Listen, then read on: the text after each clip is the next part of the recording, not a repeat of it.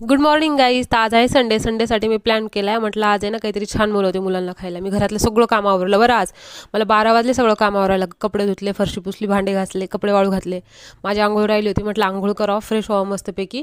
मग नंतर आहे ना आंघोळ जेस बघा टी व्हीच बघतोय अजून, पण मग मी आंघोळ केली, फ्रेश झाली, कपडे केस विंचरले मस्तपैकी छान असे पटापट. वेणी घातली. वेणी घातल्यानंतर ना मला एवढा असं म्हणजे टिकली शोधली बरं लावायला. टिकली शोधली, थोडी क्रीम लावली चेहऱ्याला, कारण की पूर्ण काळे डाग पडले चेहऱ्यावर, नीट व्हावं म्हणून ते क्रीम लावते. त्यानंतर आहे ना मी बटाटे शिजायला टाकले. बटाटे शिजल्यानंतर मस्त ते ना एकदम छान असे हिरव्या मिरच्या नाही का पेस्ट केली आणि याच्यात टाकले कढईमध्ये आणि मस्त हे बटाटे टाकले बरं. मी ना सँडविच बनवणार होते मुलांसाठी, त्यासाठी मग ते परतलं एका साईडला. मग परतल्यानंतर आहे ना मी ना कुटक्यांसाठी आधण ठेवलं, कारण की रात्रीच्या 4 पोळ्या पडल्या होत्या. म्हटलं कुटके पण करा आणि सँडविच करा, जेवण करा. मग सँडविचसाठी तयारी केली. बघा हे सँडविच कसे बनवते मी. सँडविच एवढे बनवले झाल्यानंतर आहे ना मस्तपैकी 2 पुडे आणले होते मी 10-10 वाले ब्रेडच्या, आणि त्याचे सँडविच बनवले. आणि इथे ना बेसन पीठ तयार केलं बघा, ते डो म्हणून, आणि त्याला थोडं बेसन पीठ कमी होतं ते टाकून व्यवस्थित हलवलं मी.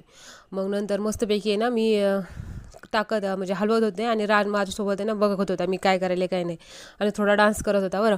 मी म्हटलं राज खूपच हुशार झाला, कडे मोठं झाल्यावर मला बनवून खाऊ घालतो म्हटलं. मग राज म्हणतो थांब मी माझा ब्लॉग काढतो. म्हटलं बरं काढ बाबा. मग त्यानंतर आहे ना राज आहे ना, मग मी डो बनवला होता त्याच्यात आहे ना मस्तपैकी सँडविच एक एक करून आहे ना टाकले 3 असे.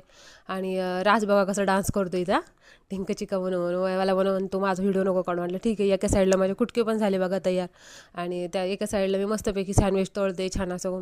मुलांना नाही का काहीतरी असं नवीन बनवून खाऊ घालायचं म्हटलं ना मला खूप आवडतं, पण माझे मुलं आहेत ना खूप कंटाळून जातात बरं असं काही खायचं म्हटलं तर.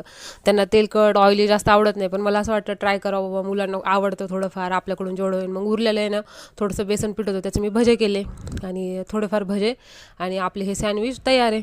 मग त्यानंतर मी प्लेटिंग केली बरं पटापटा. जेसला राहायला म्हणले प्लेटी नेऊन ठेवा, पाण्याचे ग्लास नेऊन ठेवा. मग मी घेऊन आले हे.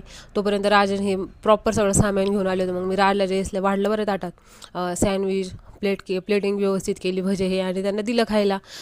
तो म्हणतो मम्मी कुटक्यासोबत कोणी सँडविच खातं का? मी म्हटलं खाय बाळा, आता काय करा, ह्या पोळ्या फेकून देता येत नाहीत, आणि सँडविच केलं तुम्ही. सँडविच खाणं अगोदर खाल्लं असं तर जेवण नसतं केलं, म्हणून सोबतच खाल्लं आम्ही. मग मी पटापटा प्लेटिंग केली, पटकन वाढून घेतले, आणि मला पण आवडलं होतं बरं सँडविच. भजे पण छान झाले होते, आणि सँडविच पण राजन जे पण खात होते आवडीने. आम्ही पूर्ण फिनिश करून टाकलं जेवण, आणि मी निघाले माझ्या मम्मीकडं. तर आपला व्लॉग आवडला असं लाईक